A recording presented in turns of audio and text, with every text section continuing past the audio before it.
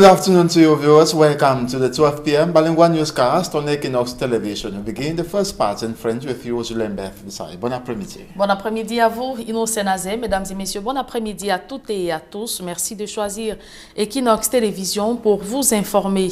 Une délégation du SDF, sous la conduite de son vice-président Joshua Ossi, a rencontré le Premier ministre chargé de la coordination du grand dialogue national. Ils ont échangé sur les enjeux de ces assises nationales et les conditions de la participation du SDF à cette convocation. Notons qu'au cours de ces assises, le SDF a émis que le dialogue doit statuer sur la forme de l'État qui doit déboucher sur la révision de la Constitution. Le SDF souhaite par ailleurs la tenue d'une concertation entre les anglophones avant le dialogue pour éviter les erreurs commises lors du référendum de 1972 et la tripartite de 91. Le SDF exige la création des conditions propices pour la tenue de ce dialogue en libérant tous les détenus de la crise anglophone. Il exige également du régime une définition claire du dialogue national et les mécanismes qui seront utilisés afin que les parties prenantes soient impliquées dans la préparation de ce dialogue. Et le mouvement patriotique pour un Cameroun nouveau a pris acte de la convocation par le président d'un grand forum national qui aurait pour but de désamorcer les questions nationales dont le chef de l'État a personnellement défini les canevas. Le parti de Paul-Éric Kinguet s'interroge avec qui ce dialogue sera effectué. Quelles sont les chances de réussite pour un tel forum si les acteurs autour desquels les crises multiformes sont écartés? Le MPCN reste convaincu que seul un dialogue inclusif et non exclusif peut permettre de retrouver la paix tant recherchée. Évoquons à présent cette série de braquages survenus ou enregistrés à Ezeka dans le département du Nyon-Ekele depuis plusieurs semaines. Au tout début de celle-ci, c'est l'agence de la Campost qui a été visitée par des braqueurs et la somme de 24 millions de francs CFA emportée. Joël Niem et Kedjara. L'insécurité gagne du terrain au sein de la ville d'Ezeka. Ces dernières semaines, elle a connu une série de braquages à main armée perpétrés au sein des agences de microfinance et ce, en plein jour.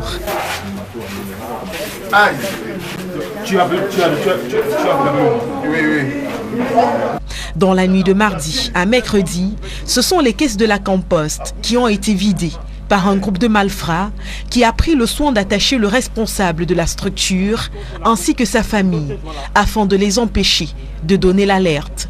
Au total, c'est pas moins de 24 millions de francs CFA qui ont été dérobés. Dans leur course folle, ils vont également emporter le véhicule du responsable. Il sera retrouvé quelques heures plus tard et 2 des 4 malfrats interpellés par la police après un échange de coups de feu. La sortie là, c'est comme ça qu'on peut plonger sur lui. Il engage alors la bagarre. Voilà comment on casse son pied. La bagarre, la bravoure de nos forces de maintien de l'ordre qui, après la commission de ces forfaits, se sont mis à l'œuvre à travers des actions appropriées de cerclage de la zone qui a permis de mettre la main sur les premiers malfrats et 2 jours plus tard, au niveau de Boumniebel, un autre a été appréhendé. Les compères seront entendus puis conduits au tribunal militaire à Yaoundé sous instruction du procureur de la ville d'Ezeka. Mais au sein de la ville, la peur demeure. Alors, les autorités ont prescrit une série d'actions nécessaires à barrer la route à ce type d'événement malheureux. À l'échelle de celle-ci, la vigilance. Comme c'est un mode opératoire qui vient d'être introduit dans la ville, ce que nous avons conseillé aux établissements de microfinance, premièrement, c'est de ne pas garder des sommes importantes dans leur caisse. Ensuite, la vigilance et la responsabilité des gardiens qui sont dans ces structures. Bon, au niveau du public, chaque service le responsable de chaque service a été invité à recruter un gardien de nuit comme de jour. Pour les responsables des compagnies publiques, il a été aussi recommandé de mettre un terme, sinon de modérer les retours nocturnes. Une autre difficulté, c'est le logement, les maisons d'astreinte de ces responsables qui sont dans l'enceinte des services. Donc, voir à ce niveau comment davantage sécuriser et inviter ces responsables à ne pas rentrer tard dans la nuit. Pour ce qui est de la sécurité de la ville, de façon générale, un comité de vigilance a été créé. Il est destiné à dénoncer les potentiels suspects aux autorités de la ville en vue de limiter ces braquages. C'est vrai, les malfrats sont plus informés. Ça veut dire que c'est un réseau qui est monté peut-être depuis le haut lieu. Parce que comment les malfrats ont su que 20 millions étaient déposés dans les caisses de la Campos? Ça, c'est une autre interrogation que le niveau des enquêtes pourra révéler.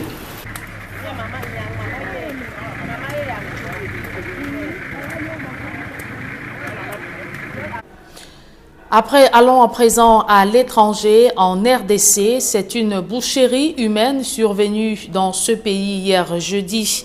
Le déraillement d'un train de marchandises a fait au moins 50 morts dans l'est du pays. Reportage. Du matin dans la localité de Maïbaridi, dans la province de Tanganyika, au sud-est de la RDC. Le train partait devait relier Niazu à Niamba. La locomotive a déraillé, et 2 wagons sont tombés. En troisième s'est lui juste penché. Plusieurs passagers sont tombés, d'autres victimes seraient encore sous les voitures de marchandises. Le ministre de l'Action humanitaire du gouvernement central à Kinshasa, Steve Mbikeyi, parle de 50 morts et 23 blessés.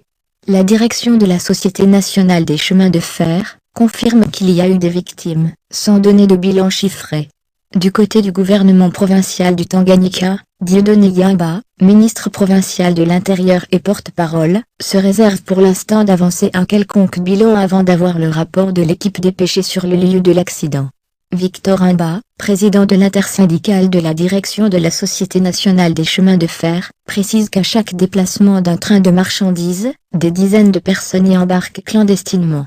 Au mois de mars dernier, un autre déraillement de train dans la région du Kasai avait fait 24 morts et 31 blessés.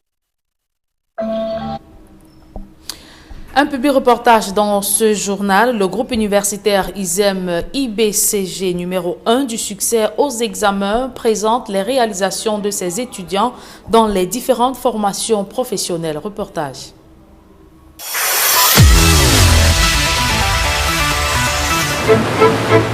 Nous avons rêvé grand et nous l'avons fait.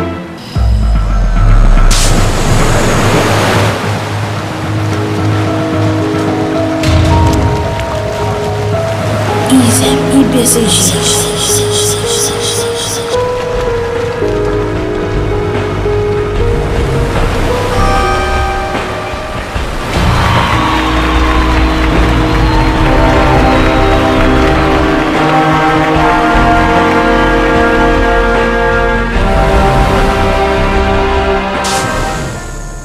Le groupe universitaire ISEM IBCG, dans sa mission de former des leaders d'aujourd'hui et de demain, se dote d'un nouveau campus ultra moderne, conçu sous la forme d'un bateau afin d'offrir à chaque étudiant l'expérience d'un voyage académique sans zone de turbulence.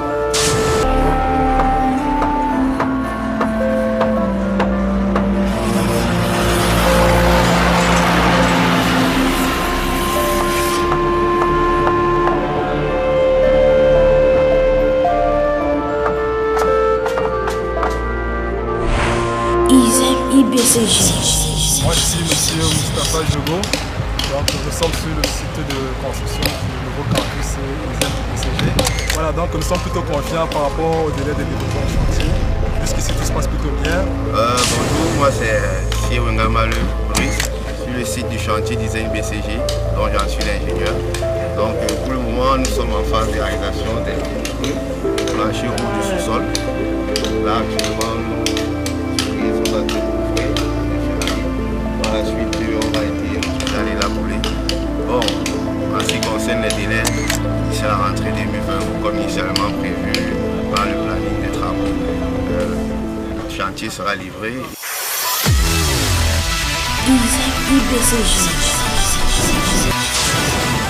Situé au cœur de la ville de Douala, sur les berges du Vouri, à 1 jet de pierre du rond-point d'Edo, le nouveau campus ISEM IBCG, bâti sur 7 hectares, est un complexe de plusieurs bâtiments, donc le building principal situé au cœur du campus, composé de 3 étages et d'un sous-sol. ISEM IBCG. Maintenant, explorons ensemble ce magnifique joyau architectural. Commençons par le sous-sol. Il est reparti en 2 compartiments. Le premier est conçu pour abriter tous les ateliers des filières technologiques, donc la mécanique, le génie civil, la menuiserie, l'électronique, l'électricité et bien d'autres. Le deuxième compartiment, quant à lui, est réservé au laboratoire destiné aux filières médicales et médico-sanitaires et doté d'un équipement ultra moderne de façon à garantir à nos apprenants une formation arrimée aux standards internationaux. Moi, je suis déjà dans le grand bateau. Embarquons tous pour cette merveilleuse aventure académique. Rendez-vous de nouveau. Et ce public reportage met un terme à la première partie de cette édition bilingue du journal. À présent, la seconde, elle est en langue anglaise avec vous, Ino Senazé. Good afternoon once again. Merci Julien. Good afternoon to you and good afternoon to you as well, viewers. Thanks for staying with us for the second segment of the newscast. The Minister of Secondary Education has instructed that security be heightened at Government Bilingual High School, Daido, the institution that witnessed one of his students stabbed to death last academic year. She was equally at the Technical High School, Kumasi, where she instructed that adequate training be impacted students. This was during her tour in educational establishments in the Littoral region, notably Douala, where she equally ensured that the appraisal of the school functioning are actually elevated. Details in this report compiled by Hemini Luga. The field inspection by Minister of Secondary Education Nalova Lyonga focused on the structuring and welfare of students in state-owned schools within her ministry in the city of Douala of the Littoral region on this tour. At the first stop at the Government Technical School of Kumasi, a lot was deplored by the minister. Firstly, the problematic absence of an up-to-standard and functional workshop center. Technical, this is a workshop. Have you been here? Did you know that it wasn't working? It has not worked for 30 years. But fortunately, the Parent Teachers Association, they did something here. But for 30 years, in other words, whom have you been training? Who has been, why are you taking fees from children when you are not training the children? People should be doing their work. You people leave Yaoundé to come and inspect. We are inspecting what? When the children are not having what they are supposed to have. The children must be trained. The children must pay for their training, and they must have. That is a commitment between the government and the students. According to Minister Nalova Lyonga, it's unimaginable to have a technical school without a functional workshop. Questioned on the lapses of the Institute of Learning, the principal Keng Nengonjok, Elise Malis, guaranteed the minister for amendments in these are heard. Another major aspect which was taken into consideration had to do with the security of the schools visited, notably the Government High School of Bepanther and the Government Bilingual High School of Daidu. In these schools, primordial precisions were made by Minister Nalova Lyonga. You know, I'm not going to give you all the places where we've gone, but let me zoom in on where we are today. This place where we are today has a special significance. This is where a student was killed during school time. When everybody was around, his mates were able to kill him. And this was done by one person who was a member of the school and another person who was not a member of the school, who had been dismissed. But they got in and they were able to kill that person. You know, the bored holes in the fences, and inside those holes that they had made, they have knives, they have blades, They have all kinds of weapons inside. Can you imagine? These are our children. They're coming to school and they have weapons that they have hidden in the fence. The first thing they have done is that they have closed all the holes. With a challenged staff on the security folder in the mentioned schools would not start, measures thus far have been taken at the government bilingual high school of Daidu, though remarked not enough, with security guards put in place within the school premises. Guidelines said we have been given by Minister Nalovo Lyunger to the various school heads visited, as the minister promised to revisit in future days. We now look at the pathetic state of infrastructures of government English primary school Nkwele in Bonaberry, that's in the Douala 4 municipality. The school equally receives pupils from the two English-speaking regions of the country. It's by the Anglophone crisis, and the school authorities are doing everything possible to ensure that good infrastructures are given the educational establishments. Details with Smanjikan Gabriel. This is Government English Primary School Ngwele in Bonaberry Douala 4 subdivision. Authorized and forgotten in terms of infrastructure, young Cameroonians here study in a pathetic environment. With classroom made of planks, the kids are exposed to noise and related environmental hazards. Jeps Ngwele, as it is commonly known, has seen its problems increase this new academic year with the influx of learners from the crisis-hit northwest and southwest regions. Jeps Ngwele is full of children from the southwest and the northwest region. Those who have who ran from the crisis, so they are here. Some don't even have places to live. Desks were few. Some of them did not even have uniform. Others even books to write. The suffering of Cameroonians who study here was noticed by a non-governmental organization that decided to help.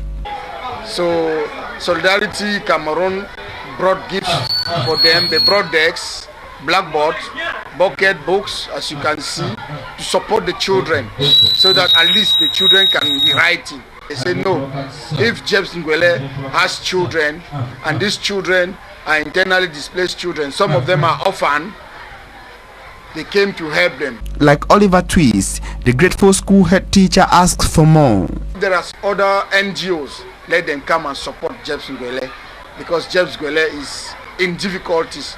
The school is in dire need of increased staff strength and a boost in its infrastructure to be able to contain the increasing number of internally displaced learners seeking to study in Jeps Ngwele. And now sets of bandits who have been burgling into financial institutions in Seka, that's in the Nyong-Ankele division of the central region of the country, have been apprehended by security elements. Some of them arrested in possession of guns, which one of them attempted using against a police officer. And before they were arrested, their last burgled was at the Compost office, and they stole the sum of 24 million francs CFA. Details in the upcoming report. Robbing financial institutions in broad daylight defines the rise of insecurity in Eseka in the Nyong-Ankele division of the central region. From this police Hilux vehicle are burglars of financial institutions apprehended. They had burgled into an express exchange office, and within the twinkle of an eye, they stormed Compost, heavily armed, stealing fabulous sums of money. Les malfrats sont plus informés. According to Momoso Fagi Betran, divisional officer for Eseka, some of the bandits were picked up thanks to the intervention of security elements.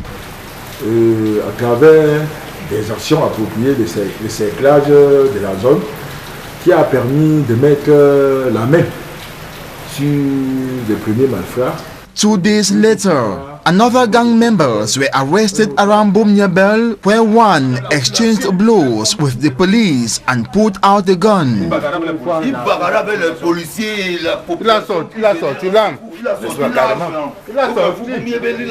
Unfortunately, he incurred the sour consequence.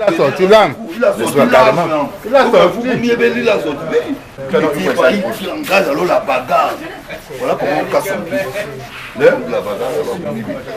In an effort to curb frequent burglary suffered by financial institutions, the divisional officer, Momo Sofa Gibetran, advised authorities of the services to stop keeping money in their drawers. Le responsable de chaque service a été invité. Also that the personnel should be vigilant, most especially security guards. La vigilance est la responsabilité des gardiens. The senior administrative officer has also ordered institution of local vigilante committees to denounce and alert the forces of law and order on any suspicious acts of banditry. Pour dénoncer des suspects. Inhabitants of Eseka have also been called to play a collaborative role so that the bad grains are separated from the good ones. And 3 shops dealing in motor spare parts have been razed to ashes by white flames. That was yesterday in Bonaberi Douala 4 municipality. Owners of the shops are lamenting over losses incurred so far. Immaculate Fogwe reports. These are the leftovers of 3 shops that sell motor spare parts.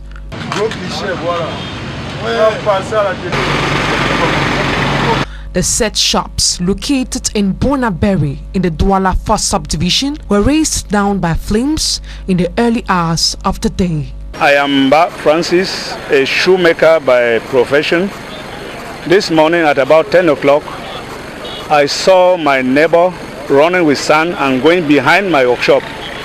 So I was tempted to see what he's doing with sand behind my workshop, only to discover that fire was already very high behind my workshop. We tried to put it off, but it was getting higher and higher. So I decided to take away my items from my workshop. I succeeded to take some, but I was not able to remove all. Eyewitness account that the fire erupted from the flames of burnt items behind the shops. Now the fire, he used to burn something behind my workshop. Now it is one of those things that he was burning that caught the tires that were just beside what he was burning. So he only discovered later that it was already high. So that is just what happened. So the fire now caught my container and burnt everything. The 3 shops have been burnt, including his own shop. I don't know his whereabouts. The scrap of the burnt items were later scrambled by locals who say could still serve other purposes. Owners of the burnt shops are now lamenting over the loss incurred due to the fire incident. An important stock of cooking gas has been seized by the divisional delegate for Bambutos in the west region of the country from traders who have been selling them above the price expected or above the normal price. And the cooking gas that was being sold at the black market price of 8,000 francs CFA was later auctioned to the population at the cost of 6,500 francs CFA. Manjukan Gabriel has more. A sealed container that has in it more than 100 bottles of cooking gas seized by the divisional delegation of trade for the Bambutos in the West region. This operation is very important because we identify that this economic operator in the domain of domestic gas has increased the prices of gas, which is very, very illegal. That is the reason why the divisional delegation of trade has taken upon itself to make sure that we seal this structure, we remove all the gas, sell it to the population at the normal price stated by the government. The laws are very clear that the price of gas must not be increased by 1 franc or reduced by 1 franc. Due to the scarcity of the cooking gas, some operators sold at black market the 12.5 kilograms cooking gas at 8,000 francs instead of the normal 6,550 francs price. We have identified this operator through information from the consumer that they have increased the price, and therefore we are in the field. The Minister of Trade, Mr. Luke Magwambaraga Tangana, has instructed us to make sure that we follow up commercial activities 24 on 24 and 7 on 7 days. And we are equally calling on all other operators in this same sector to pay special attention that each time we miss such an activity, we'll immediately seize the gas and sell to the population at the normal price. It is for this reason that several cooking gas bottles were seized and sold to the consumers at the normal price stipulated by law. 2 weeks I haven't seen a cooking gas. Even in Bafoussam I checked but did not see. Then I was informed that there is a place where the gas is being sold. When I arrived, I was told the man was selling at a very high price, and the delegate himself is overseeing that the gas is sold at its normal price. The aspect of business operators taking advantage of the consumers is not a strange phenomenon in Cameroon, notwithstanding several government efforts to stop this. And that's it for this 12 p.m. bilingual newscast. Thanks so much for watching. We shall be back at 4 p.m. God willing. See you at 4 p.m. Le rendez-vous est donc pris Innocent Nazé pour 16h. Mesdames et messieurs, c'est ici que nous mettons un terme à cette édition bilingue du journal. Merci de votre fidélité.